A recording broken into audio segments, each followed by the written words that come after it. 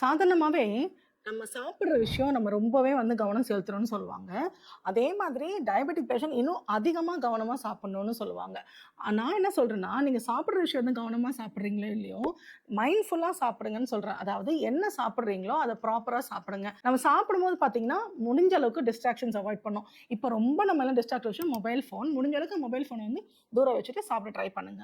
2வது பார்த்தீங்கன்னா, சாப்பிடும்போது நீங்க வந்து எவ்ளோ சாப்பிடுறீங்க அப்படின்றது வந்து எவ்ளோ முக்கியமோ, அதுக்கு ஈக்குவலன்ட்டா நீங்க அத எப்படி சாப்பிடுறீங்கன்னு ரொம்பவே முக்கியம். நல்லா ஆகாரத்த வந்து மென்னு விழுங்குற பழக்கத்த வச்சுக்கோங்க. 3வது பார்த்தீங்கன்னா, பட்டினி இருக்கக்கூடாது. அதாவது எப்படின்னா, அ நான் வந்து ரொம்ப கரெக்ட்டா சாப்பிடணும் அப்படின்னு சொல்லிட்டு ரொம்ப வந்து ஸ்ட்ரிக்ட்டா வந்து இவ்ளோண்டு இவ்ளோண்டு அந்த மாரி இல்லாம, ஹெல்தியா சாப்பிடுங்க. இதெல்லாம் சின்ன சின்ன விஷயங்கள் வந்து ரொம்ப ஈஸியா நம்ம ஃபாலோ பண்ற விஷயம் தான். ஆனா இத கன்சிஸ்டன்ட்டா ஃபாலோ பண்ணும்போது, முக்கியமா டயபெட்டிக் பேஷண்ட்க்கு ரொம்பவே சுகர் கண்ட்ரோல்ல யூஸ்ஃபுல்லா இருக்கும். இந்த மாதிரி நீங்க ஃபாலோ பண்றீங்கன்னா, உங்களோட ஒப்பீனியன கமெண்ட்ல சொல்லுங்க. இத பத்தி உங்களுக்கு ஏதாவது டவுட்ஸ் இருக்குன்ற பட்சத்தில வாட்ஸ்அப் தெரிய நம்பருக்கு நம்ம கிளினிக் கான்டாக்ட் பண்ணுங்க. நம்ம டீம் ஆஃப் டாக்டர்ஸ் உங்கள கைட் பண்ணுவாங்க. இந்த மாதிரி டயபெட்டிஸ் பத்தின இன்ஃபர்மேஷன்க்கு நம்மளோட சேனல ஃபாலோ பண்ணிக்கோங்க. Thank you.